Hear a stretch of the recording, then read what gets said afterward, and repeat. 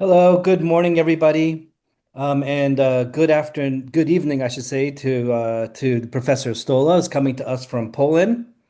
I'm Stanley Mervis. I'm the director of Jewish Studies at ASU and the Harold and Jean Grossman Chair of Jewish Studies at Arizona State University. It is my sincere honor to open our year's public programs with this, our annual Lowe Family Holocaust and Genocide Education Lecture, and to welcome Dr. Dariusz Stola. This is the first of 26 programs that we'll be offering this year in the academic year of 25-26.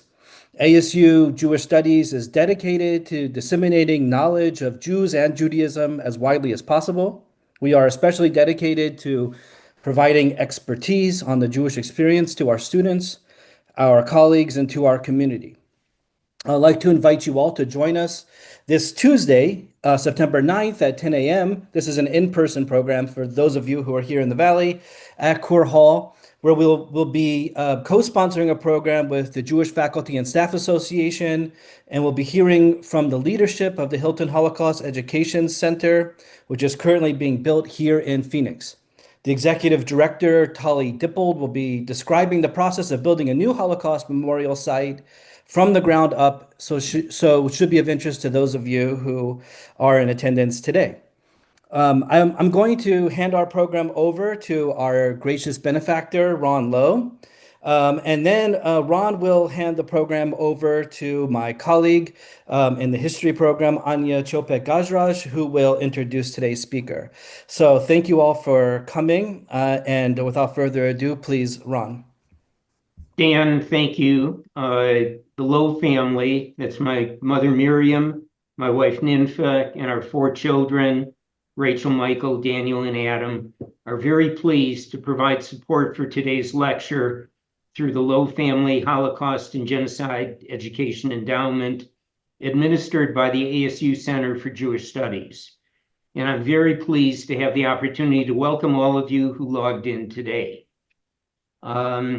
As Stan mentioned, today's lecture is the first Jewish Studies lecture of this academic year, and it marks a transition for Jewish Studies at ASU, with Hava Samuelson having stepped down as Director of Jewish Studies at the end of ASU's last academic year, and Stanley Mervis's appointment as the new Director of Jewish Studies. I want to take just a few minutes before we begin today's programming to publicly thank Hava for all that she has done in advancing Jewish studies at ASU and to share a few thoughts. Thank you. First, on the growth of Jewish studies at ASU during Hava's tenure. Hava is a professor of history, so I think it appropriate to look at Hava's contribution to Jewish studies from a historical perspective and from the standpoint of quantity, quality, diversity, and geographic scope, with a focus on the Center for Jewish Studies, which, as many of you may know, is the research and community outreach branch of Jewish Studies. I will not focus on the classroom academic program, which was the other area of Hava's directorship in which she also excelled. So first, quantity. When Hava first took over as director, you could count the number of yearly sponsored events on one hand. Now there, as Stanley mentioned, there is more programming during the academic year than one can count on all of one's hands and feet. But quantity is not worthy of merit if not matched with quality. And as we will see from today's lecture, the quality of the programming has been outstanding. And as far as the diversity of the programming, Hava has excelled in enriching our lives in virtually all areas of academic pursuit, in the humanities, in the arts, and in the sciences, and in all forms of education, with lectures, with conferences, with workshops, and with in-person presentations augmented by Zoom presentations. There has been something for everyone. And these programs have benefited the students and faculty at ASU, the larger community here in the Phoenix area, and through the use of Zoom, the community of our great nation, and those with a thirst of learning throughout the world. And all of this is due to Hava's leadership skills, her ability to motivate students, academics, staff, and community members throughout the world. It is due to her intellect, how I've marveled during the many Jewish studies programs I've been privileged to partake of, at Hava's ability, even during programming far afield from her specialization, to always ask just the right question of the presenter and to keep the conversation going. And for Hava to be named a Regents Professor, the highest university recognition, brought stature to not only Hava, but to Jewish studies. It is an honor that I will hold forever, that my parents' names can be uttered in the same breath as Hava's name. And it is due to Hava's tireless commitment. I can send Hava an email, and it seems she answers it even before I press send. Hava has given Jewish studies at ASU an international reputation. Hava took a leap of faith in coming to the Phoenix area, and she became for Jewish studies at ASU like the phoenix bird, a source of rebirth, resurrection, and immortality. And for this, we will be forever grateful. Stan, these are big shoes to fill, but we have every confidence that Jewish studies will grow and prosper under your watch. Our profound thanks to you for assuming this responsibility. And now one quick word of thanks to Professor Anna Chechopek-Gajraj. Anna has done a superb job under Hava's tutelage in creatively structuring much of the programming for the Lowe Family Holocaust and Genocide Education Endowment, implementing that structure and actively participating in the programming. Our heartfelt thanks to Anya for all her efforts, including her willingness to take time from her current sabbatical to participate today. Now let me turn the microphone over to Anya. Thank you so much, Ron. Thank you for most of all for expressing so beautifully that I think we all feel, myself and Stan and everybody in Jewish studies, our feelings, sentiments about Hava. Thank you for doing that here. So without further ado now, this is truly my great pleasure to introduce my very, very distinguished and accomplished colleague from Poland, from whom I learned so much over the years. And I remember a long time ago when I was doing my MA, Professor Stola writing really impacted the ways of my historical thinking. So I'm really honored to introduce Professor Dariusz Stola.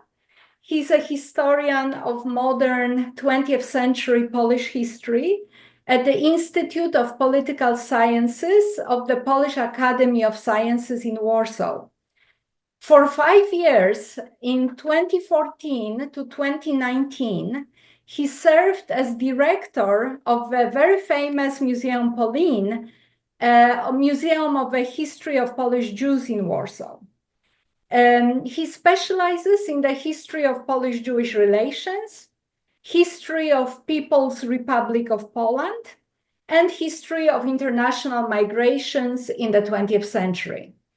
He published over 100 scholarly essays and 10 books, for which he was granted numerous awards.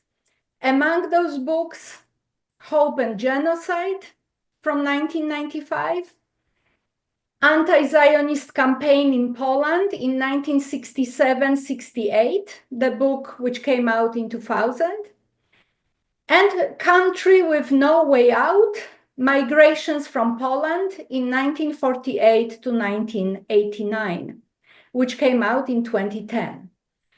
Professor Stola is a long-time university lecturer, participant of research projects, and a member of multiple academic boards of numerous Polish and foreign institutions and journals.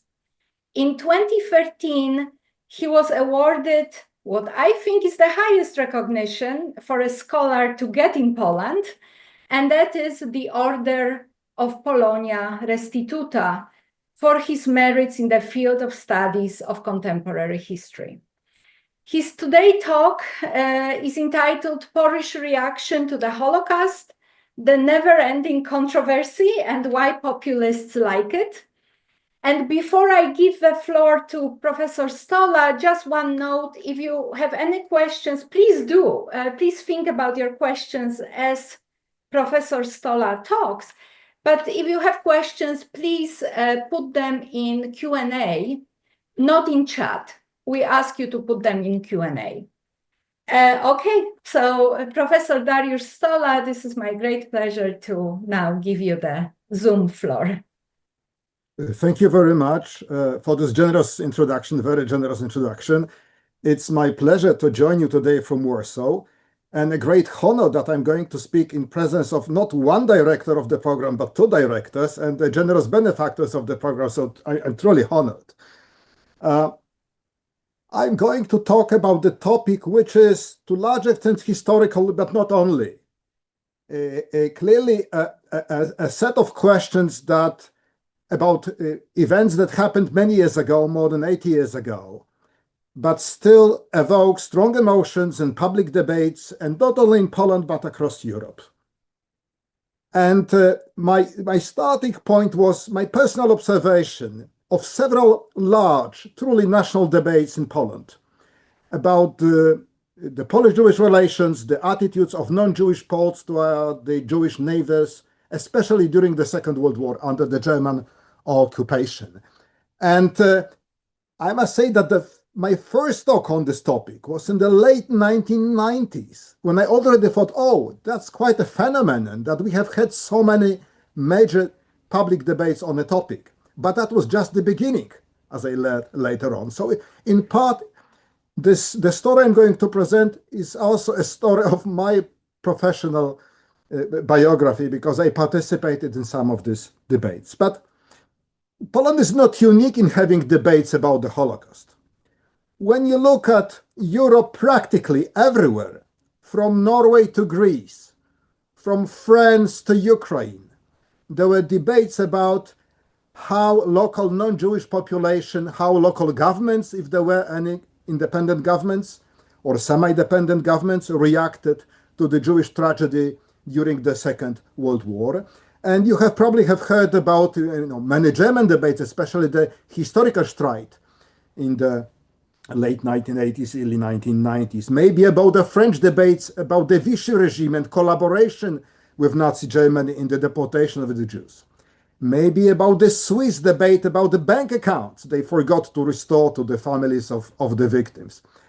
But there were many such debates in many countries, and I would say all European countries, but this is not true. There were two European countries that did not have such debates, and I leave it to you to guess. You may ask me at the end, what are these countries?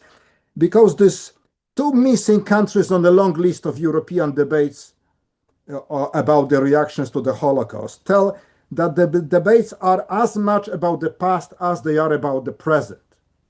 So let me focus on the Polish case, especially as I believe they show a major problem, I would say a human problem, a very universal problem of people facing horrible scenes happening in front of them, but somehow trying at the same time to distance themselves from the horror, maybe just to keep a modicum of mental balance, mental equilibrium in face of the horrors. Let me show you a few slides. The slides it is very simple, not a presentation. I'm going to show you a list of these debates.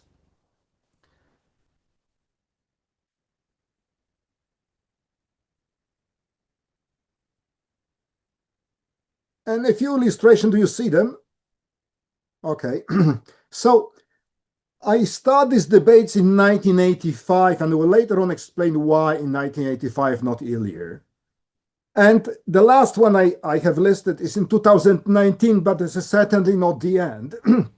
I'm pretty sure in a few years from now, I will have to add some new debates, but This is the list of the major debates with national media. So in the 1990s, these were printed press and television and radio. Now it's mostly social media. Major politicians, intellectuals, moral authorities, religious leaders, and so on took place in all of them. It took part in all of them. And please note that 1985 and 1987, the second debate, that was still under the communist regime.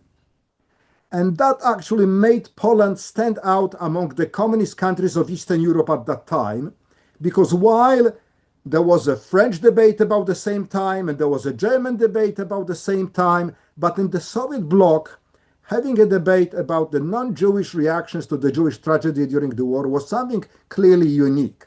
In fact, it was unique that communist Polish government, with General Jaruzelski, who at that time was a kind of supreme dictator, the head of the party and the head of the military in communist Poland, that they allowed the screening of Claude Lanzmann's famous, 14-hour-long documentary. They allowed to be shown on TV, a few fragments of it, but on a major, there were only two TV channels in Poland at that time, so channel number one was the major channel. Plus, in selected theaters in Warsaw, you could see full, long presentation of it. And while there was a strict censorship of the media at that time, and only a couple of relatively independent newspapers which mostly expressed the position of the Roman Catholic Church, there was kind of a relative autonomy of the church at that time in Poland. But there was a large number of underground, uncensored bulletins published by the Solidarity movement that was in opposition, operating in conspiracy. So the reaction to the Lanzmann film was the first major debates after many years. And I show it despite a relatively limited amount of arguments that were limited by the censorship and the reach of these independent bulletins. Much wider was the scale of the 1987 debate, initiated by an article of a literary historian, Professor Jan Błoński, a very respected figure, in probably the only one relatively independent weekly between the East Berlin and Chinese Sea at that time, the Catholic Tygodnik Powszechny. And Professor Błoński, he started with two poems written during the war in Warsaw of 1943 by Czesław Miłosz. Later on, in the 1980s, he was a Nobel Prize winner in literature. He lived as an exilee in the United States. He taught at the University of California, Berkeley. But in 1943, he was watching the Warsaw Ghetto in flames. And he wrote two powerful poems, which Błoński started with, to call for, let me quote him, symbolic compensation for indifference. Błoński said, well, yes, we could not save the Jews because there was this huge Nazi machinery of killing. Poles were also victims, but we could have shown more empathy towards the dying Jews. There was too much indifference, and now we should do something about it. Turowicz, the editor-in-chief of Tygodnik Powszechny, once said that to know an article in his weekly, they received so many letters of comments, sometimes very angry, as to this one. And especially many people were upset that Błoński claimed that the Polish behavior, well, Polish Christian, Polish non-Jewish behavior towards the Jews was not perfect. That was enough to raise criticism. The next one, which I list, was longer. It actually started in 1984 and ended in 1993, but in Poland, it took place in 1989, 1990. And that was, some of you may remember it, that was about the Carmelite monastery that was established right outside the barbed wire fence of the Auschwitz concentration camp.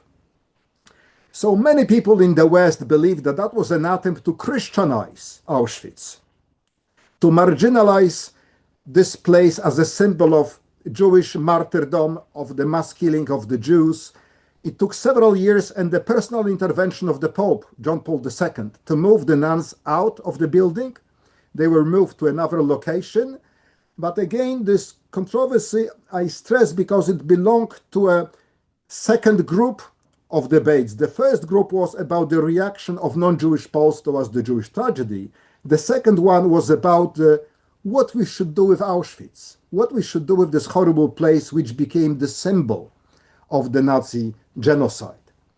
1994, a friend of mine we studied together, Michał Cichy, wrote a short article in the main daily of the time where he mentioned that during the Warsaw Rising of 1944, Warsaw had two anti-German risings, the Ghetto Rising in 1943 and the general Christian uprising of 1944 when the city was almost completely destroyed. But Cichy mentioned that there was a number of Jews killed by the Polish freedom fighters in this battle. And that was quite a shock for many and started another debate. 1995, 1996, we had a number of anniversaries, including the anniversary of the liberation of the Auschwitz camp in January 1995. And in 1996, the anniversary of the pogrom in the town of Kielce in 1946, a bloody act of violence which took life of some 42 Jews on a single day. And again, major debates, various positions taken. 1996, that was of lesser scale than the previous debates, but interesting. It followed an article published by Yafa Eliach, a respected American-Israeli historian who blamed the Home Army, the wartime Polish underground major organization, for killing the Jews in the small town of Szyszki. 1996-97, we had a major controversy about the presence of religious symbols in the area of the former Birkenau death camp. A group of Boy Scouts, clearly out of goodwill, they posted a number of symbols, including shells of David, Catholic crosses, Christian Orthodox crosses, somehow to commemorate the victims. And that started a debate about the presence, and again, as some people believed, an attempt to Christianize Birkenau, which was the main side of killing the Jews of Europe. Notably, only at that time, I realized that before that moment, there were no religious symbols in Auschwitz-Birkenau. Namely, under the communist period, communists made sure not to have any religious symbols in this place, and somehow it didn't generate any controversy throughout it. Only an attempt to restore them brought the discussion. The discussion returned in 1998 with a group of people planting hundreds of small wooden crosses in the courtyard of the former building from where the Carmelite nuns had moved elsewhere. So again, the place was the same, and that was about the presence of Christian symbols right outside of the Auschwitz Museum area. 1999, it started in New York. It was a complaint sued to a New York court against Poland, against the government of Poland, for the property claims for the families of victims of the Holocaust who were never compensated for the property they left in Poland. About the same time, in late 1990s, we have several controversies about the location of a supermarket and a nightclub, a dance club, in the town of Oświęcim. Oświęcim is a Polish name for Auschwitz. This is the German name of the town. And the controversy was what the inhabitants of Oświęcim can do. Can they really dance? Can you dance in Auschwitz? That was the question. And if you would like, I have a very strong opinion about this topic. I discussed it at length with my students at that time, people in their early 20s, and what they thought about forbidding the people of the same age who happen to live in the town of Oświęcim, which is a town of 50,000 living people. In addition to 1.3 million dead people who perished there, there are some 50,000 living people living in the town. And eventually, the biggest of all the debates. In early 2000s, Jan Tomasz Gross, an American scholar who had been an exilee from communist Poland in 1969, wrote a little book, Sąsiedzi, It was first published in Polish and only then in English. That's important. And it was about a mass crime in a small town of Jedwabne, which is eastern Poland today. And Gross claimed with strong evidence that the killing of several hundred Jews, he claimed it was 1,600, that they were killed with a very limited presence of Germans by their Christian neighbors. He said one half of the town killed the other half of the town. And that was the major debate, not only about the Holocaust in Poland. It was the major debate in Poland about the past ever. It lasted almost 2 years.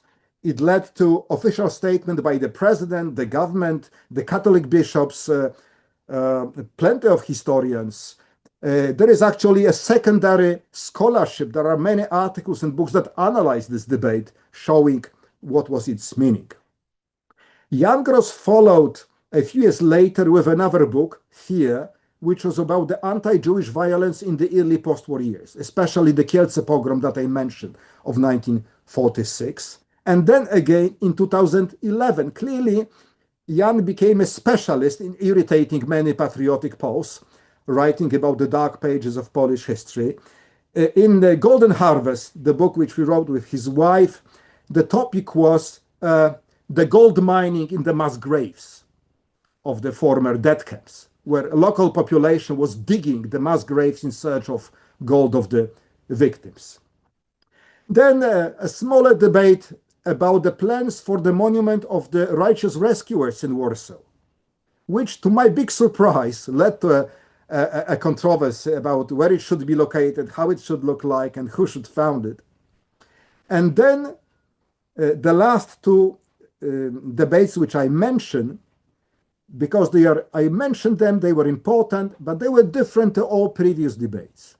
The 2018 debate followed the legislation by the then ruling party of Mr. Jarosław Kaczyński, Law and Justice, the Populist Party of Poland, which introduced a legislation to restrict the freedom of speech, namely to punish with 3 years of prison anyone who falsely was accusing the Polish nation or the Polish state for complicity in Nazi crimes. So abroad it's known as the Holocaust Complicity Law.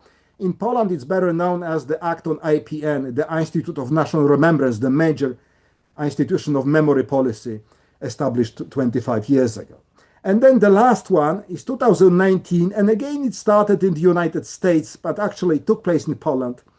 One of the fast-growing Polish right-wing parties took it as the topic of its major campaign to defend Poland against alleged plan of world Jewry to use the American pressure, and namely the US Congress Justice for Uncompensated Survivors Act.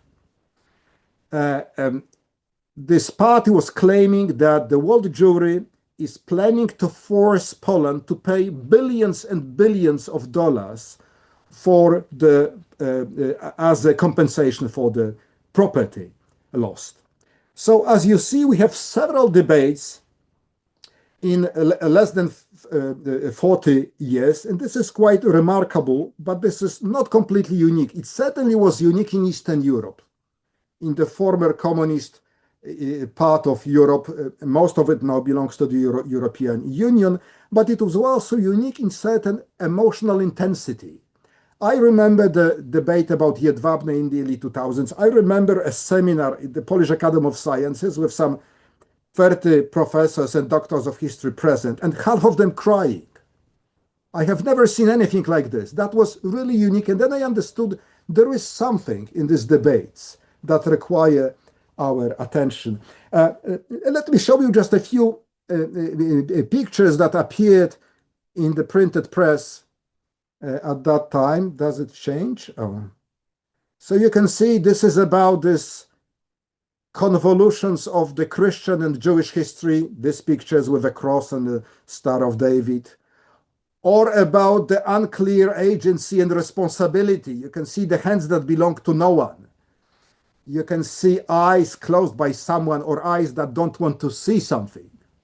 And you can see the head as a drum with a Star of David, that some people try to drum on your head certain messages. So because the debate was mostly in words, not only, but mostly in words, I'm using these pictures to illustrate it only. And again, the recurring religious symbols, the digging into the past or digging into the graves of the past and the complexity of Polish Jewish history, the prison of the Polish Jewish past, as you see it. So when trying to understand why so many and why so intensive, I would like to turn your attention to two aspects of the history. One was that watching the Holocaust in Poland and in Eastern Europe in general, I mean in Ukraine, what is today Belarus and the Baltic states, was different to watching the Holocaust in France, occupied Denmark, Norway, or Germany itself, for a number of reasons. First, the German occupation of Poland was very long, almost 6 years long. It started September 1939 and lasted till spring 1945. And since the very early days of the occupation, Germans were very brutal and cruel towards the Jews. So the Christian neighbors could see it a long time. Second, Poland was the site of the crimes, but also scene of the crimes. Namely, while the French, the Dutch, or even the Greeks could watch their Jewish neighbors being deported somewhere to the east, allegedly to labor camps in the east, but we know in fact that that was to the death camps. The Polish neighbors, they saw a lot of killing. First, a large part of Polish Jews was not deported to the death camps, but shot on the spot. Inside towns or right outside of the towns in forests, pits, we have hundreds of sites of these executions. And the same is the best known such mass killing was Babi Yar in Kiev. But we have hundreds such places with maybe less numerous but significant number of Jews being killed almost in front of the Christian neighbors. So for many people in Poland, the killing of the Jews was first-hand knowledge, sometimes very intimate. Also, the fact that the death camps, all the death camps, were located in occupied Poland, Bełżec, Treblinka, Sobibór, Chełmno, Kulchów, and then Auschwitz, made the Poles the largest group outside of the Jews themselves, of the eyewitness of the crime. And while the Nazis tried to hide them, all these death camps were located in forests, somehow in a distance from localities, but still people could watch the transport of Jews arriving, that could hear the screams coming, they could smell the horrible smell of the burning bodies. So I believe, and a number of my colleagues believe, that it left a mark, that watching the Holocaust was, as the Holocaust was an unprecedented crime, watching it was an unprecedented experience. And coming to terms with it was and has been, I would say, a major challenge. The second factor is the 40 years of the communist rule. Communist dictatorship was not a good situation for any frank discussion on any topic, but especially about the Second World War. Because communists, they had their own way of distorting the history of the Shoah. The first one was, I would call, universalistic. It was the anti-fascist international presentation of Jews as one group among the many victims of fascism. The Poles suffered, Russians suffered, Ukrainians suffered, the French anti-fascists suffered, and there were the Jews among them. So, for example, in the monument in Birkenau, when the Jews were listed at the opening of the monument in Birkenau, in Polish, Jew is a Żyd, Żyd is the last letter of the alphabet. They were listed as the last ones. Why? They made 90% of the victims of the place. So that was, maybe sometimes it was well-intentioned to show what the horror a fascist rule is. And they built of a coalition, anti-fascist coalition, which was a major topic of communist propaganda throughout the Cold War period. But it clearly was blurring what was unique about the anti-Jewish Nazi policy during the Second World War. Then, when the communist ideology was losing its appeal in Poland, especially after the crimes of the Stalin period were made public in 1956, Polish communists were gradually making their ideology nationalist. They were increasingly patriotic, less revolutionary, more patriotic. And then Jews became a group of the Polish victims of the Nazi terror. So I remember as a boy in Polish elementary school in communist Poland, we heard about the 6 millions of Polish victims, every month, maybe every week even. That was a major topic of education and indoctrination. But only very rarely someone mentioned that at least half of them were Jews, killed as Jews, not as Poles. So these two tendencies made the communist period gradually marginalize. And that was very clear in the school textbooks. However, not in the poetry, not in all the films, not on the great literature. We have a number of high quality, I would say, productions, artistic productions in the arts that were showing that was something unique about the Jewish tragedy. But at the same time, the official narrative was marginalizing the fate of the Jews. And in particular, it was marginalizing the misbehavior of some Poles who didn't help, who tried to extract profits from the Jewish tragedy by blackmailing them or denouncing them to the Germans, not to speak about the Poles who participated in the killing, which became such a taboo topic. It was still known in the 1940s because many people saw it during the war. But then it became effectively marginalized. Hence, the book by Jan Tomasz Gross was such a shock to everybody. Because yes, many people, including me, knew about the blackmailing, about extortion, about denunciations, but not about the mass killing with group Polish participation. So this combination of the fact that occupied Poland was not only the site of the crime, but the scene with many people watching at a close range what was happening. And then the 40 years of the communist rule that to a large extent explained this Polish specificity. But not completely, I would say. First, as you see this long list of the debates, what is interesting, in the bold you have those that refer to the controversy about Auschwitz. What we should do in Auschwitz, what is the proper way of commemorating the victims of Auschwitz? And if you boil it down, you realize that the question is, who is the owner of Auschwitz? Who is to set the rules? Who is the legitimate authority to set these rules? And of course, this is in Polish territory, and Poles are custodians of these places. I'm actually the chairperson of the International Auschwitz Council, which is to advise Polish government about it. But there was a number of issues, like those of the presence of religious symbols. Should the Christians who perish in Auschwitz be commemorated in a way that Christians commemorate their dead with a cross, or they shouldn't? So these were legitimate questions. Some people abused them, like the defenders of the cross in 1998. But what is interesting, since late 1990s, we haven't had these debates anymore. We haven't had a debate about Auschwitz for the last 25 years, actually. This is a surprise, which means maybe we have developed a solution of talking about and of commemorating the dead, of preserving the place.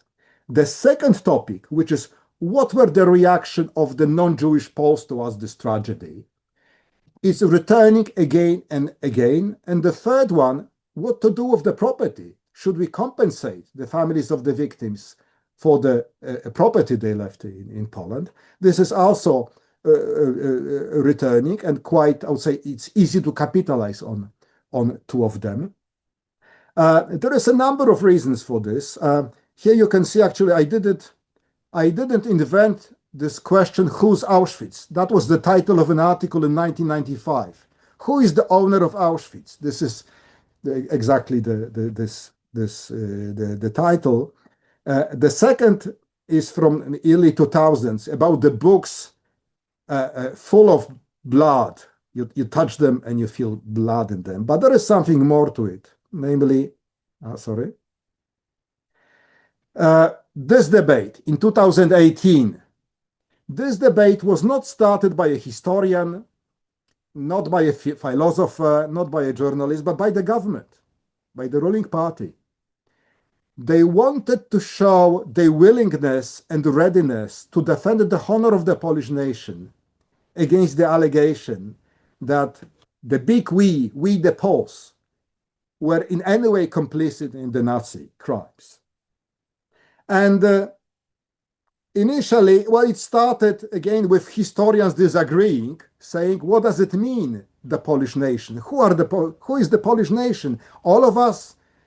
If 3 Poles committed a crime, does it mean that that was the Polish nation present? I am pretty sure that the language, the wording of this legislation was deliberately muddy to intimidate scholars. Because in 2018, we were in the middle of the major expansion of Holocaust studies in Poland. Poland became again a hub for research on the Holocaust, and especially the research on the relations between the non-Jews and Jews under German occupation. As you can see, there is a photo of Prime Minister Netanyahu with Prime Minister Morawiecki shaking hands. It ended the dispute. That means Polish government amended this legislation. It deleted the most controversial fragments of it, but not all the controversial fragments of it. They still remain in force. But for me, what is important is this topic in the middle of it, in the major right-wing weekly, and it says they want to break us down. They want to force us into something. And my colleagues who research anti-Semitism, they have a specific term for it, the secondary anti-Semitism. Secondary anti-Semitism is to claim that the Jews deliberately want to feel us guilty, to extract profits, financial or political, out of alleged guilt that our fathers or grandfathers committed. And that was the best expression. And here you can see not only Mr. Netanyahu, but also Mr. Kaczyński, the defender of the Polish honor at that time.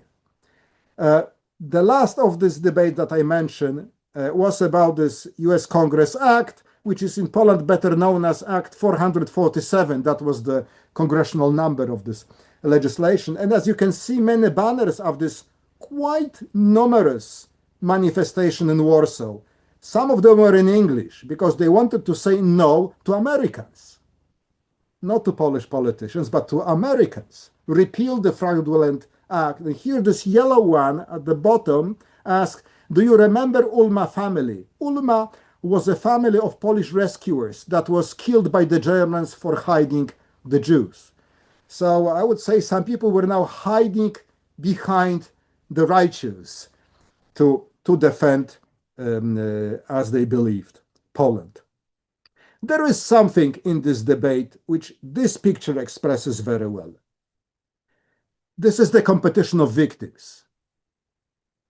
Namely, I have traced it back to 1943, the first expression of it.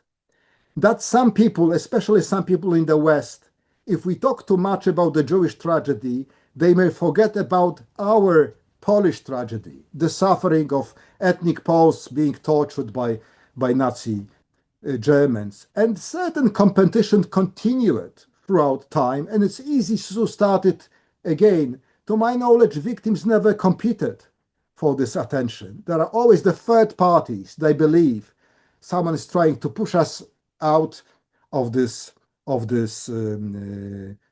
podium. And there is certain similarity in this communist era presentation of Poles as heroes and martyrs only.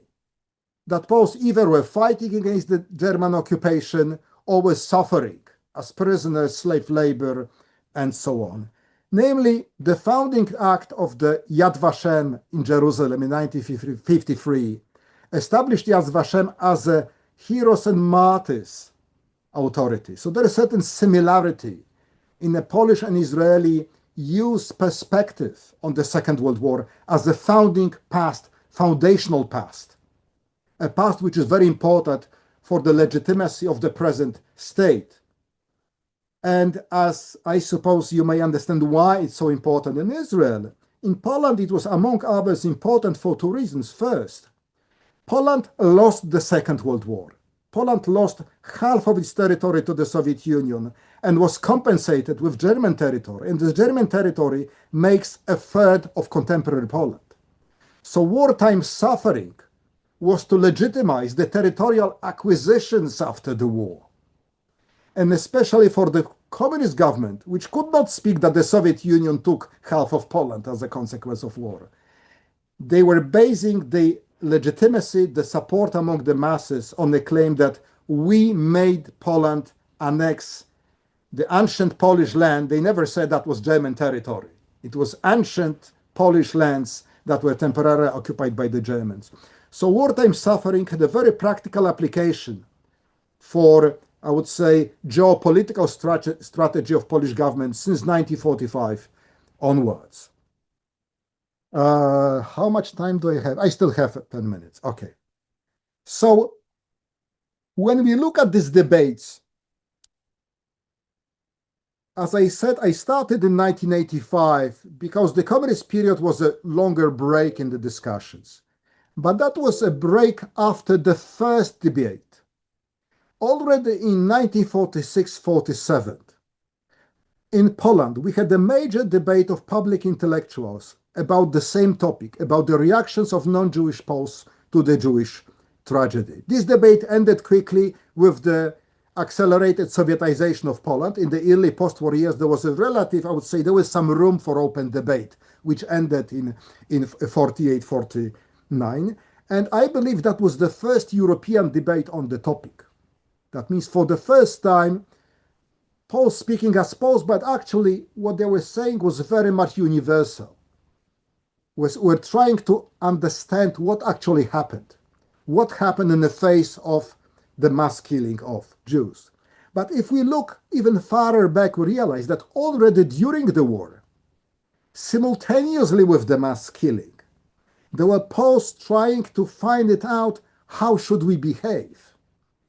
We have evidence for this in memoirs, in various illegal bulletins of the Polish underground, some of them calling for assistance to the Jews, some of them saying, no, this is not our war, this is a German-Jewish war, and the Jews are Bolsheviks, we should not help them.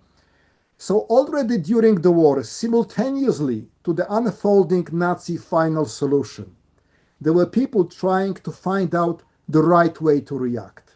So I believe what we see to the present is a chain of reactions that started in face of the horror and then continued in 46, 47, 85, 87, 96, 2001, down to the present.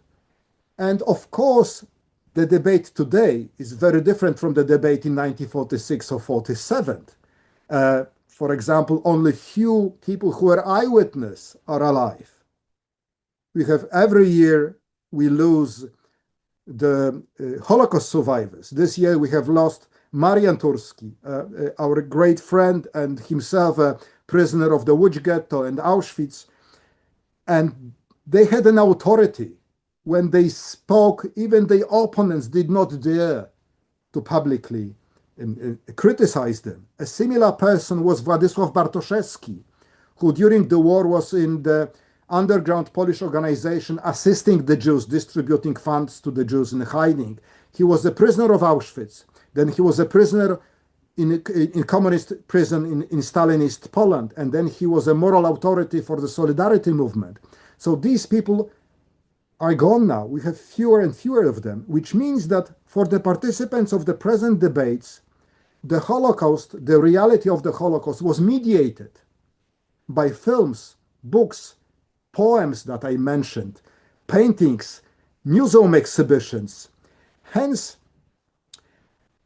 the development of the Holocaust research in Poland, especially since the Jedwabne debate, also contributed to the understanding, in a way, because the debates were changing the perception of the past. I have made a short graph to show it. So because as a consequence of the debates, there was more research, there was also a lot of artistic production. Films, you may have seen Paweł Pawlikowski film Ida, a great film. If you haven't seen it, do see it. It was clearly in reaction to the Jedwabne debate, or Tadeusz Słobodzianek play Our Class, again, clearly emerging from the experience of the Jedwabne debate. This is the most popular Polish drama shown abroad. So the debate was changing the representation of the past, both academic and popular in the arts, which was changing the way people understand the past, the imagery of the Holocaust. So the next debate was on a slightly different topic.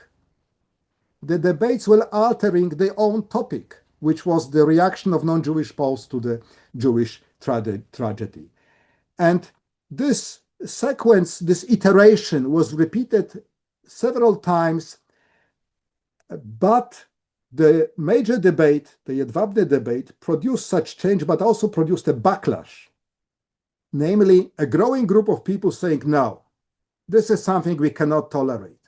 You are destroying the foundation of our Polish identity, the nation of martyrs and heroes. What you say are lies, and you are paid by the Jewish lobby to extract profits from Poland.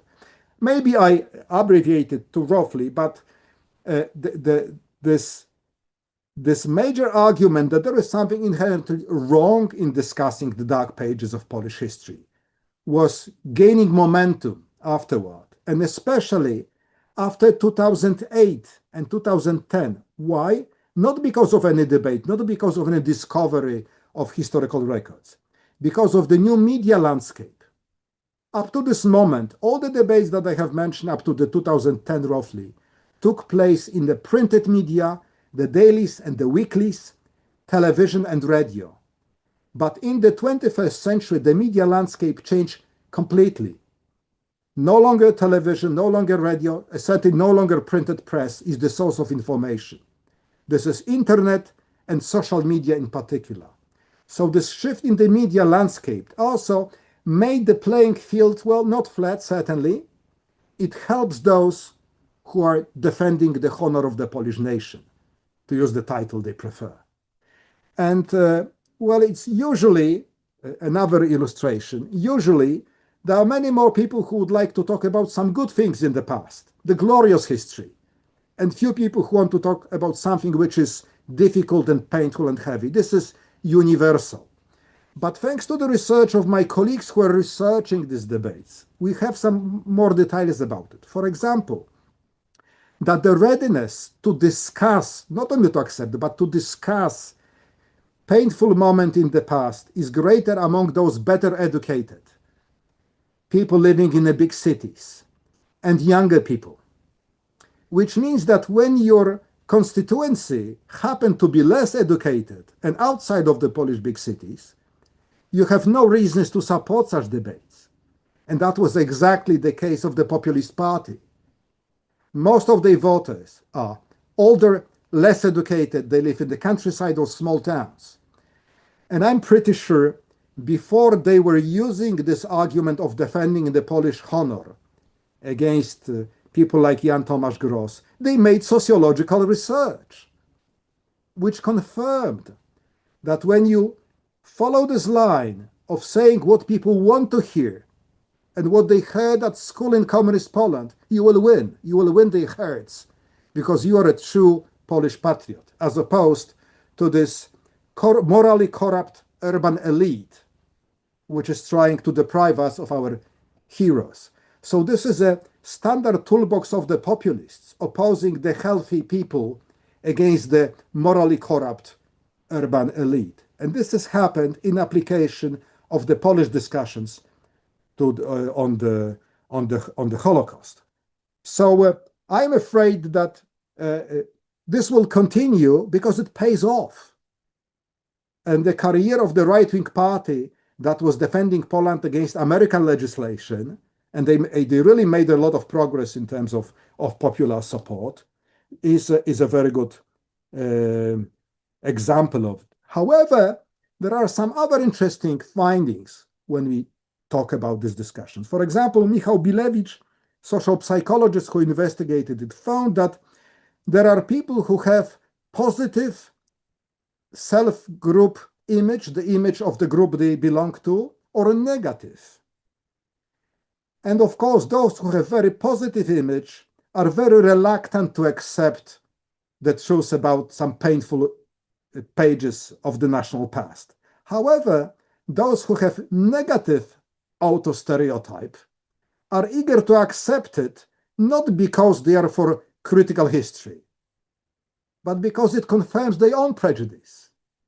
So not always people who support critical debate are acting out of this sheer love for the truth and academic independence. So it's a little bit more complex. Moreover, those people who have positive image of the self-group, they believe this group exists and is resistant to the change in time, which means they believe that Poles in the 1940s were exactly like us, which means they were us.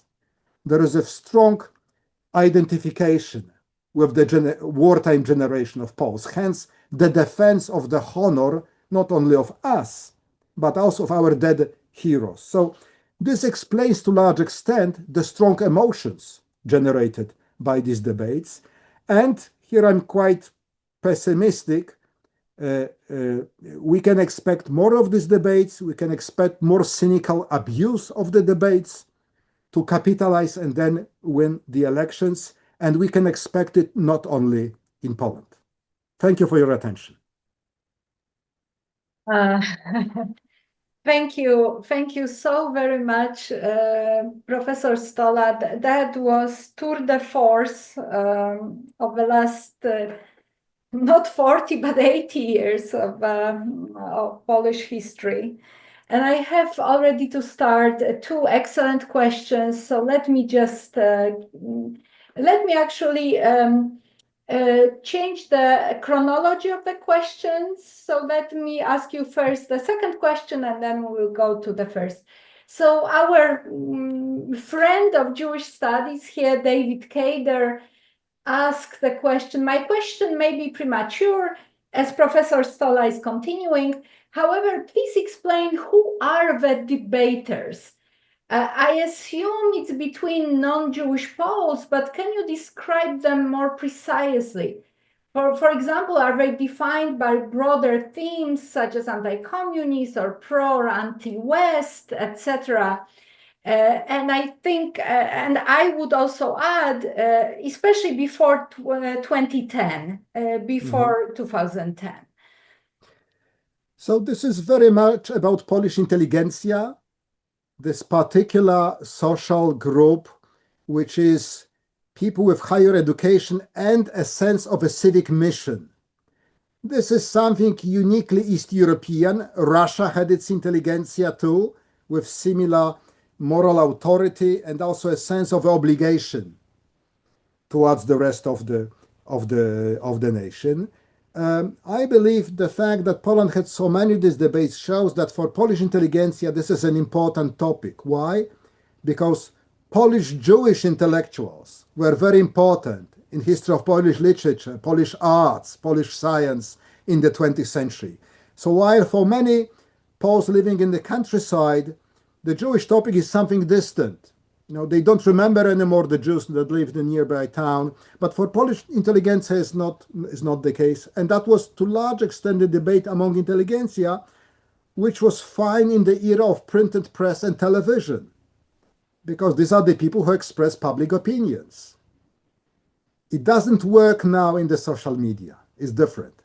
Anyone can talk, and the effectiveness, the measure of effectiveness is something else than being accurate, that being sophisticated, that using the proper language of the educated class, and so on. So you can actually, the fact that the people who want to talk about these dark pages use elaborate Polish and are educated is used against them. Who they were, this is interesting. I believe that the major change in Poland since late 1970s, I would say along the papacy of John Paul II, not incidentally, was the expansion of the group of anti-Semites. Historically, being against anti-Semitism was a matter of the liberals and left. And liberals were few in Poland before the Second World War and, of course, under the communist regime. The communists were, well, they were anti-Semitic because the reaction was anti-Semitic. But since Comrade Stalin developed the language of anti-Zionism and cosmopolitanism, there was an orthodox communist language to attack the Jews as well. That was the topic of my book many years ago. And I could see it, I have such a déjà vu so many times at present when I hear the language of anti-Zionism, which I know from the communist newspapers in the 1960s, almost verbatim. But in the 1980s, exactly because Polish Communist Party compromised itself as anti-Semitic in 1967-68, those who were against the communist regime were becoming anti-Semites because they were anti-communist. That was quite unexpected. Historically, anti-communists in Poland were the anti-communists of the national right. And they believed that Jews manipulate communism, that Leo Trotsky is the real mastermind behind the Bolshevik revolution. So this group in the 1980s and 1990s, it expanded to include, for example, outstanding Catholic intellectuals and bishops and the Pope himself.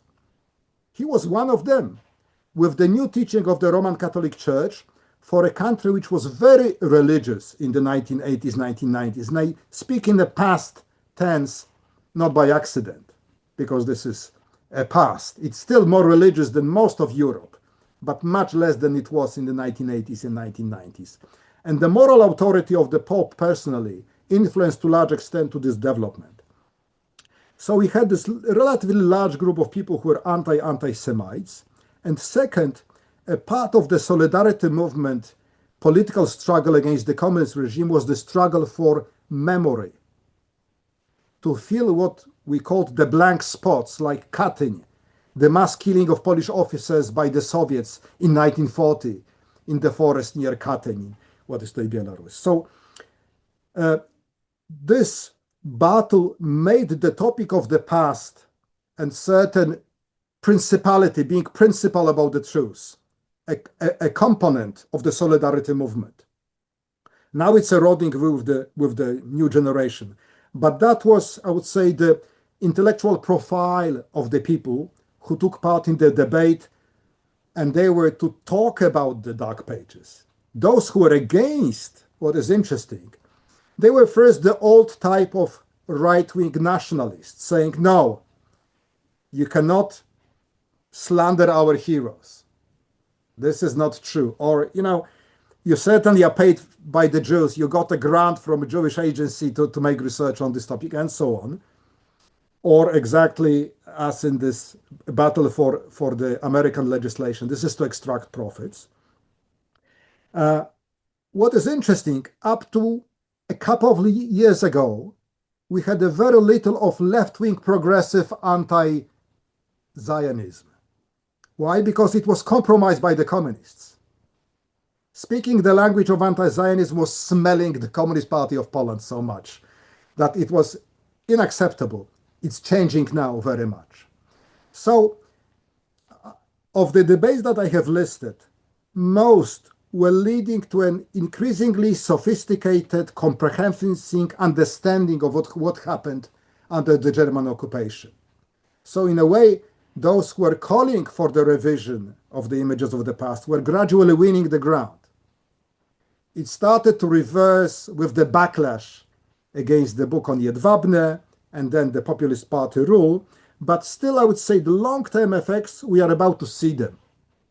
We have made a few steps back, but I'm not sure that the tide has already changed. We only can see that the balance of forces is different. I believe the most interesting group are the people who are fully cynical about it. They don't care what happened, but they do care if they win the elections.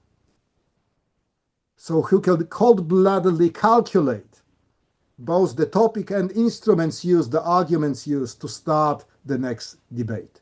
And they do it skillfully, and they use social media.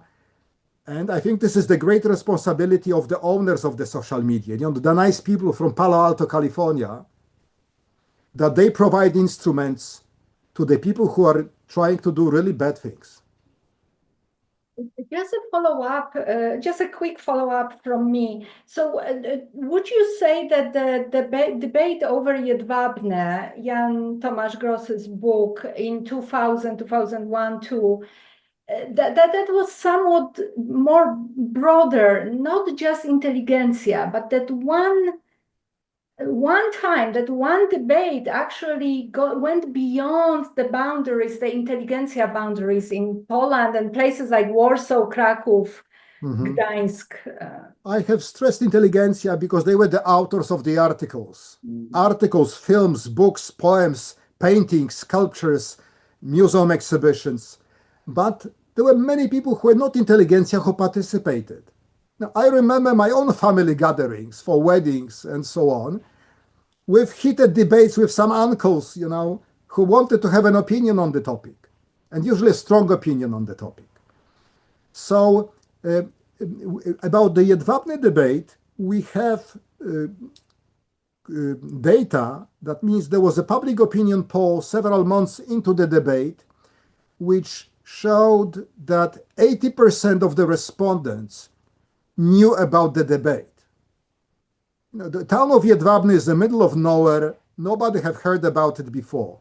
And just a few months after the beginning of the debate, 80% of the respondents on a representative sample of polls knew what happened in Jedwabne. I think that was really significant. This is why it was the biggest debate on history in Poland ever. We don't know how the non-intelligentsia, non-writing participants in the debate were saying. We can only guess from the public opinion polls. For example, there was a backlash in the attitudes. For example, the percent of the people ready to say that Poles were mostly behaving very well towards the Jews, it was declining and then suddenly jumped up. However, what also jumped up was the percentage of people who were ready to say that some Poles collaborated with the Nazis against the Jews. That was interesting because it was showing that many people may not like the discussion, but they agree that there was something wrong during the war. And that was 20% of the respondents, quite significant number, but it also shows the tendency for polarization. Some 47% saying, no, Poles behaved very well. And some 20% saying, no, some of them collaborated. So you see, the social media that like polarized situation fit perfectly into this natural tendency that had existed before. You mentioned in your answer that actually David Kader says it's the most insightful answer to his question. So thank you for that. But you mentioned the campaign of 67, 68. You wrote a book about this. So the first question we received was from David Goldstein. Was there also a debate in Poland concerning the 1968 government-sponsored anti-Semitic purge of Jews, including Holocaust survivors from Poland?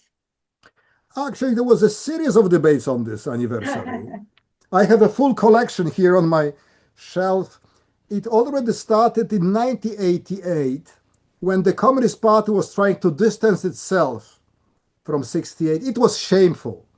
And they knew it. But because many of them made careers thanks to this campaign, they were not in position to speak frankly about it. But then in 1998, 2008, 2018, every 10 years, we have a debate. Actually, I was in the middle of one of them in 2018, because this is when I was the director of the Polin Museum, and we prepared a major exhibition on the topic. And the exhibition was attacked by politicians, including the prime minister, the one who was shaking hands of Mr. Netanyahu on the picture, as being anti-Polish or something. Of course, he didn't see it when he was criticized. So I, kindly invited him to see, just to correct his misperception. And I must be grateful to him and his colleagues from the party who were criticizing the exhibition, because it became incredibly popular. We sold 120,000 tickets to this exhibition because so many people wanted to see what's really there. And of course, that was not what they claimed. They claimed that we say that there is an equality between 1968 anti-Semitism and contemporary anti-Semitism in Poland in 2018. No, that was not. We were just comparing language from 1968 to the language of social media in 2018 against the Jew, which was strikingly similar sometimes, strikingly. So we had several debates, and again, there was a visible progress. I have a full shelf of publications about 68. It's very well documented, and especially this anti-Jewish, anti-Zionist aspect of it. And there are few people who want to defend it. This is interesting because it was done by the Communist Party. The right doesn't want, they condemned 68 as a typical example of left-wing anti-Zionism. So this is this case of anti-Semitic campaign in Poland, which has now, which is universally condemned. I don't know anyone who was trying to defend it. We have another very good question here from Zafrir Mor, here, faculty member, professor at the university here. How are the Israeli high schooler pilgrimages to death camps? How are they viewed in Poland by various groups? Yeah. Very good questions, actually. Yeah, that's my question too, actually. Not major discussions, but a recurring topic, including this past government actually made Israelis suspend these trips. There was a debate about it and several aspects of it. By the way, a part of this deal between the Polish populist government and Mr. Netanyahu was that the Jewish youth will be coming to at least some of the memorial places listed by the Polish government, which included like the Museum of the Ulma family, the righteous among the nations who were killed for saving the Jews, which is a symbol of, good Poles helping the Jews. A practical topic, which is also symbolic, was about the presence of armed security guards with these groups. To many Poles were very unhappy to see that the Jewish youth is coming with armed men, as if they were under threat in Poland. And the Israeli embassy was explaining that this is a standard procedure, this is the kind of regulations they have. But that was not very convincing in Poland when there are a few Jews in Poland, so there is very little of anti-Jewish violence, actually.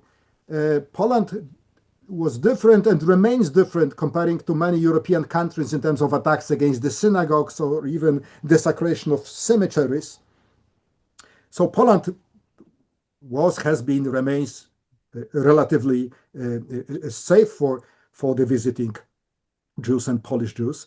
So the Polish perception was that Israeli government is treating us like bandits. So I don't know what would be the solution for this. I only hope that the Jewish youth from Israel will come back. First, they disappeared because of COVID, then because of war in Ukraine, and then because of the ongoing war in Gaza. So we see a decline in the number of young Jews coming. My argument and the number of my friends who are working at the museum or in Polish Jewish studies was that these young Israelis not only visit the sites of death camps, but also they learn something about the history of Polish Jews. So to make them change opinion that Poland is not just a big cemetery, that before the cemetery there was something interesting and important. And I think the opening of Polin Museum was, history is very much about coincidence. By the way, the fact that the Jedwabne debate was so important and the Polish political elite also contributed to it was because it coincided with the Polish accession to the European Union. Poland joined the EU right after this discussion, and somehow recognizing the Holocaust as a foundational past for EU was a part of the EU accession. You may find it's not a very important reason, but for politicians it could have been an important reason. So the argument I tell when I meet with any Israeli officials or diplomats is that there is something important in Polish Jewish history. It's good for Israelis to learn. And the coincidence was certain new attitudes towards the history of diaspora. The diaspora was not just a historical mistake. So 20 years ago, let's say in the 1970s, when the Diaspora Museum was opened in Tel Aviv, the meaning of diaspora was different than it has become in the last decade or so. And I think the success of the Polin Museum, the second largest group of visitors to the museum after Poles were Israelis, was actually the evidence of this evolution. Hava, do you have any follow-up question to that? Yeah, no, I'm the Israeli question was also my question. I would like to know more, if you can tell us, since you were the director of the museum,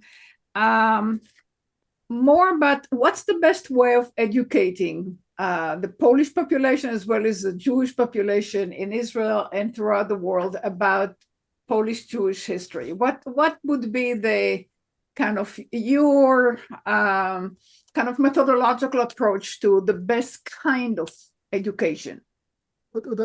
I have learned several things, because before that time I was an academic historian. I was teaching students, but you have, students who are a special group and writing academic articles and books. And that was the first time I had to face a huge and very diverse audience, or audiences in plural.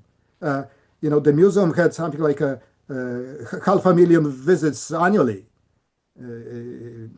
Soon after the opening. So a very diverse audience. So for example, I was very glad that the foundational idea of the museum was not to make it a Holocaust museum.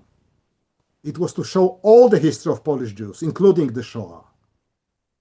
No, the museum makes part of the Holocaust Memorial Complex. It stands in front of the monument of the heroes of the Warsaw Ghetto, the famous monument. Its copy is in Yad Vashem. The famous 1948 monument. It stands in the middle of the former ghetto. I remember how the idea started. It was when the Holocaust Memorial Museum was opened in Washington, D.C. in 1993. A group of my colleagues from the Jewish Historical Institute were invited for the opening, and they returned to Warsaw and said, "We need to have such a museum, but not a Holocaust museum." And we were perplexed. What do you mean? This is the Holocaust Museum. And they said, no. They were speaking about the new way of showing the past by an immersive exhibition with scenography, sound, light, a new way of showing the past different to the classical museum when you have an object and a small note about it. So that was about the Washington way of making. The Washington Museum was the first big, we call it scenographic or narrative museums at that time, and Polin Museum followed this pattern. But the idea not to reduce Jewish history to the 6 years of German occupation, that was important. And that was very wise. First, because it was true. Second, because you cannot understand the Shoah without knowing what it destroyed. Also, the pre-Holocaust history can help explain the behavior, the decisions of both the Jews and the non-Jews during the war. They fought in terms of the past very often. Finally, pedagogically, it was much easier even to talk about the Holocaust as a part of a longer history, which is not the history of death. We've made quite a lot of sociological research about our public. And one of the constraints we identified among the people who have not visited yet was, that's a Jewish museum, it's about killing. I don't want to go on a weekend to such place. I don't want to go with my kids to such place.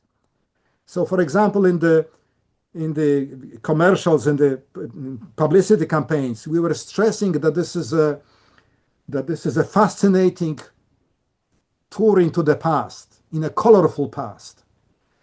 And I like it because it combines something essential, that Jewish history is not the Holocaust alone. And it's pedagogically, especially when the Polish Jewish topic is so touchy, to say, okay, this is not the only chapter in Polish Jewish history. There are other chapters. There was also a question about what is universal, what is not universal. To what extent is a particularly, East European or Polish or Warsavian something? And to what extent is about human nature or European culture? And I don't have the answer, but I know that these are fantastic questions. So we have had very little criticism. Before 2018, before the populist government decided to attack us for some reasons which I truly don't know, there was very limited criticism in Poland. I was surprised. I expected that some people will not like this museum and the way it shows the past. But even, among the right-wing newspapers, there was this, oh, they are showing that Polish history was diverse. I remember when I found the word diverse, różnorodny, in one of these weeklies, I say, oh, they like the word diverse. That's quite unusual. So, there are many lessons. Actually, there is scholarship about it, how Polin Museum operates. So if you would like to learn more, I will be happy to share it with you. Yeah, I would just add that Phoenix, is going to have a Holocaust museum with a lot of $40 million investment into a major structure and educational project. So maybe the leaders of that project could communicate with you and learn more from your experience. That might change some of the way that the past is represented here in Phoenix. Actually, I can be so proud of this exhibition because I didn't invent it. I can be proud and modest at the same time. People like Barbara Kirschenblatt, she's Canadian and Polish, and she was the mastermind behind translating the historical narrative into an exhibition. Yeah, I know. Yeah. So here's another question from another faculty member here at ASU, Richard Neuhauser. I'm sorry, Richard, if that's not right. Hundreds of Hasidic Jews from Israel, Europe, United States, and Canada flock to Leżajsk and other towns in Poland annually. Do these pilgrimages, Hasidic pilgrimages, and the income they bring to the towns, do they play a role in discussions about the history of Jews in Poland? They do play a role, but this is ambiguous. Namely, if you believe that it brings so much income, that's not true.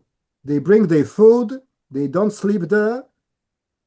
They land, go to the cemetery, to a ochel of a tzaddik, and they fly back. Actually, we would like them to do something more. One of the reasons Polin Museum is maybe not only in Europe, but one of the few to have a Yiddish audio guide. We were thinking about these people. We wanted it for symbolic reasons. That was the language of East European Jewry, of the Polish Jewry. I was very glad one day to see a group of yeshivot students from Israel with this audio guides and listening to the Vilna Yiddish. This is a kind of a high literary Yiddish of Vilna. So I have heard, because we were talking to local activists who take care about the Jewish heritage in such places, and they had ambiguous feelings about, this just landing and leaving in isolation from others. Hence, I very much welcome all the initiatives of doing things together, like let's restore the wall of the cemetery. Let's bring back the fragments of the Matzevot that the Germans destroyed during the war to pave the streets, and so on. And there are many such initiatives. I was really surprised to learn how many we have. I am on a jury of a Polin Award. We give award every year to local activists who do such things. And every year I learn about new initiatives I have never heard before. So that is the initiatives. And these people would like to meet with some people who believe the town is important. Because there is one important aspect to these visits. If you see a group of people coming from far away, from Los Angeles to Leżajsk, you think, oh, my town is important. These people believe there was something important in my town history. So it helps integrate the Jewish history of the town into the general history, and helps, to play the same emotions which the defenders of the national honor were abusing. The desire to be proud of your past.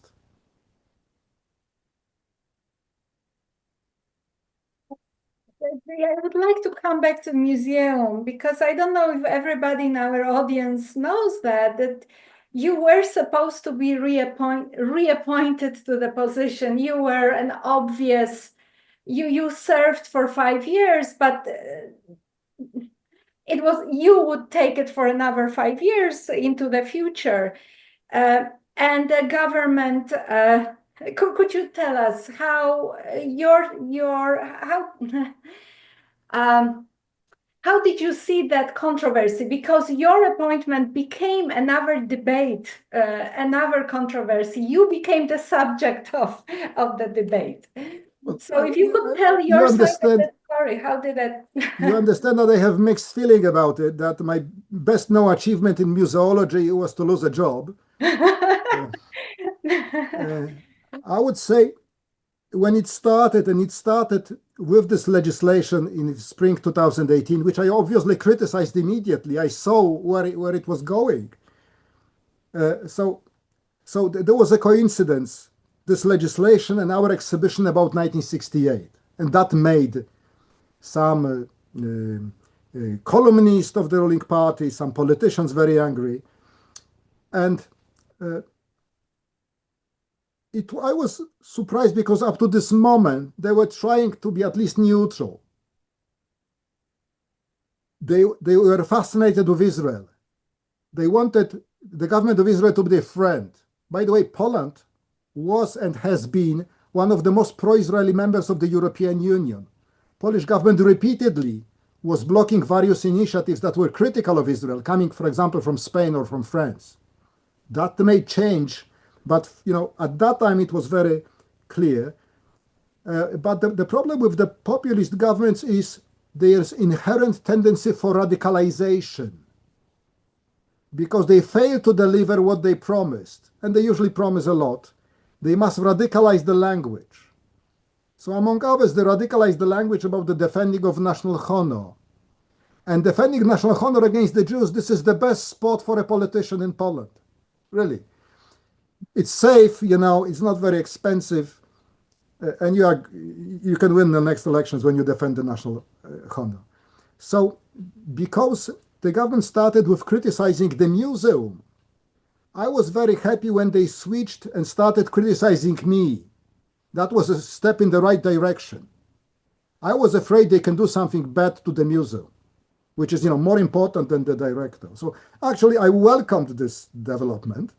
I suppose it happened with some assistance of American diplomats who expressed they didn't like the attacks against the museum. So targeting me was actually good for everyone. And then my term ended.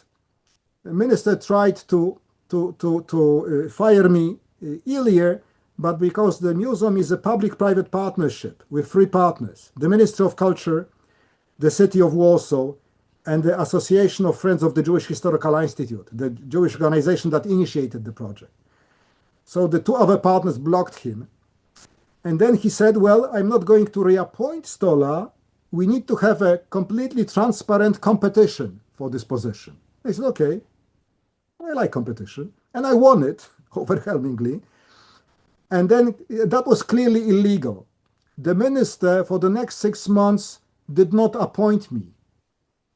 So there was a competition fully, along the rules. I won it.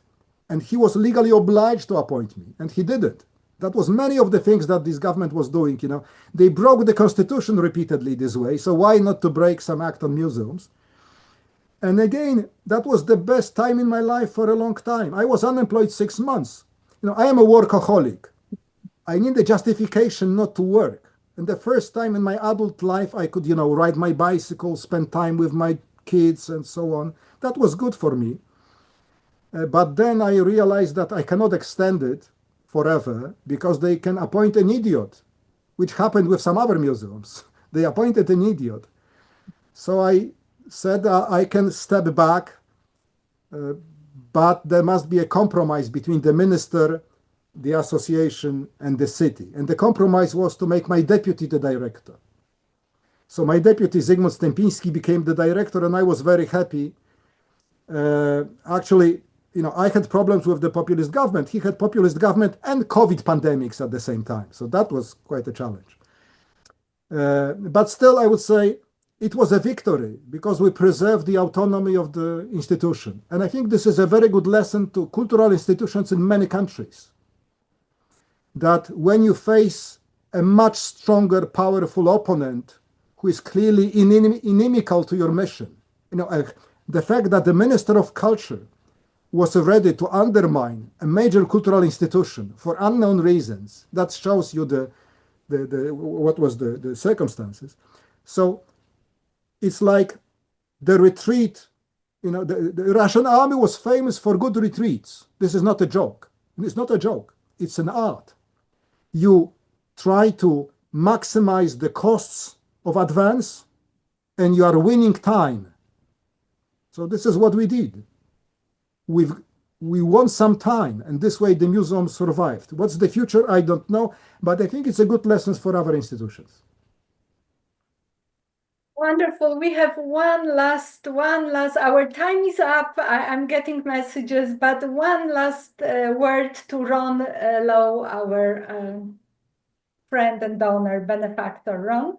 I'm sorry to do it this way, but I couldn't figure out how to do the Q&A. I did have a question about the commemoration at the Warsaw Ghetto. We were there a long time ago, and I found it, without politicizing, unsatisfactory. And I don't know whether it was, it has changed in the years since then. But maybe if you could comment how the commemoration historically is a pictorial representation of the narrative that you've given.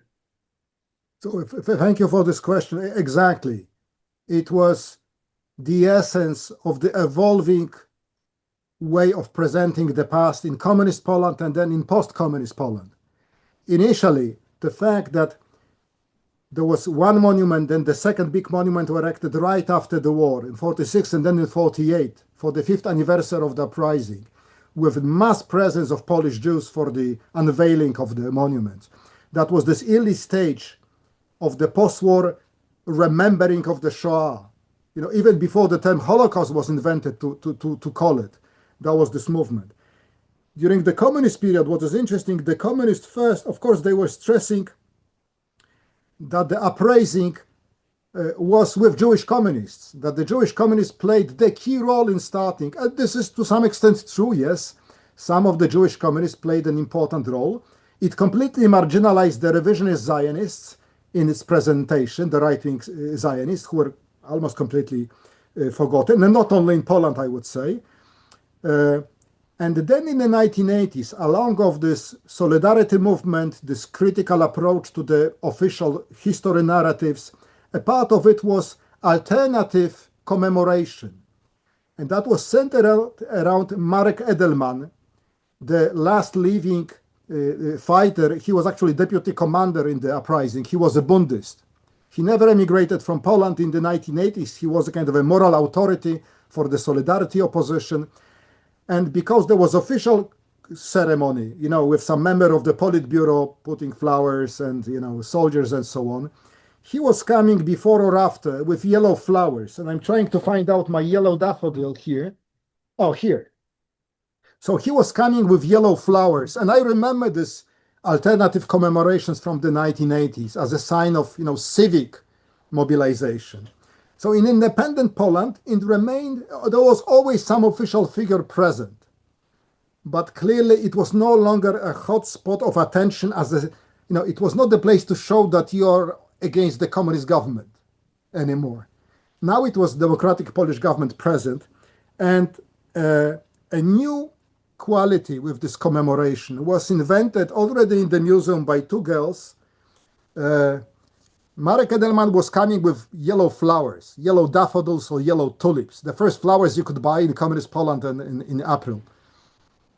So one of the girls invented this paper daffodil, which nicely unfolds into the Star of David. And the idea was to pin these paper daffodils like in Canada on November 11, they remember the fallen soldiers of World War I with red poppies. So that was to imitate this pattern with this yellow daffodils. We started, I think, with 15,000 of these paper daffodils. In recent years, on a single day, we distribute 250,000 of them on a single day. I am a volunteer, so for a few years I know how it looks. Every year I give between 200 and 300 daffodils. I pin them to coats.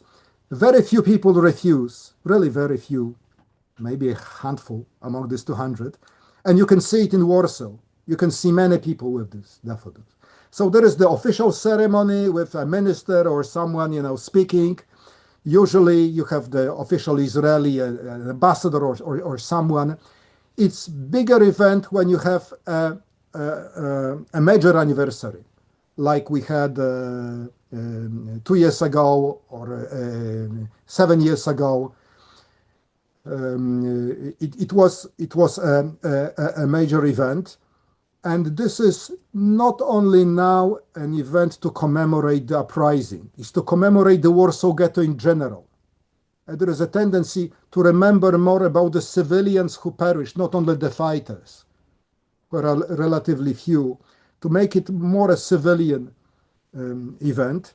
And it became a topic of confrontational memory policy. So, for example, some people say, no, I will never come to the official ceremony with the politicians of the Populist Party. So there is an alternative one. So now it seems we have two, but I'm not sure anymore how many do we have at present. But it means, at least in Warsaw, this is something remembered. I remember for this major anniversary, which was 7 years ago, the Bishop of Warsaw told the parishes to ring the bells at noon. So you have bells in Catholic churches ringing to commemorate the Jewish uprising 80 years before. The change which is ahead of us, we will no longer have survivors present. Marian Turski was very important in these commemorations to the last year. He no longer be, and that will, we don't know yet what to do, who can replace them. No one can replace them, but what we can do about it. This is the short history of these commemorations, if you asked. Thank you so very much. I have no words of gratitude to really thank you for this superb, masterful presentation and excellent question and answer session. Thank you so much.